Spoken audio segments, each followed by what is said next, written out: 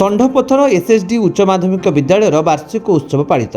Jamankira block बड़रमा panchayat षण्ढपथर युक्त 2 उच्च माध्यमिक विद्यालय में वार्षिक खेल प्रतियोगिता और वार्षिक उत्सव 2 दिन धरी अनुष्ठित हो जाइछि। अनुष्ठित कार्यक्रम में मुख्य अतिथि भाव कुचिंडा उपजिल्लापाल गौरवमय प्रधान जोग देथिबा बेले सम्मानित अतिथि भाव जमनकीरा बीडीओ रविंद्र सेठी, अतिरिक्त जिला मंगल अधिकारी टिकेश्वर प्रधान, Jamankira block AEO Jamankira block एई शालिनी सिंह, कॉलेज अध्यक्षा ज्योतिर्मयी ज्योत्स्ना दास, Jamankira state bank manager Dilip दास, षण्ढपथर एसएसडी विद्यालय प्रधान शिक्षक राजेंद्र जगत जोग देथिबा बेले मुख्य वक्ता भावे डेप्यूटी सेक्रेटरी उच्च माध्यमिक शिक्षा परिषद संबलपुर महेंद्र बेहेरा जोग देथिले। कार्यक्रम में अध्यापिका समलेश्वरी तंती अतिथि परिचय प्रदान करथिले। विद्यालय निर्माण पई अंचलर 8 जन व्यक्ति निजस्व जमीदान करथिबारु एई जमीदातांकु अनुष्ठान पक्षरु अतिथि मानक द्वारा उपढोकन प्रदान करी सम्मानित करा जायथिला। विद्यालय पक्षरु आयोजन करा जायथिबा खेल प्रतियोगिता रे उत्तीर्ण होइथिबा छात्र छात्रींकु अतिथि माने मानपत्र सह ट्रॉफी प्रदान करथिले। शेषरे कॉलेज अध्यक्षा ज्योतिर्मयी ज्योत्स्ना दास समस्तଙ୍କୁ धन्यवाद अर्पण करथिले। अपराह्न 3टारु विद्यालय छात्र छात्रींक पक्षरु सांस्कृतिक कार्यक्रम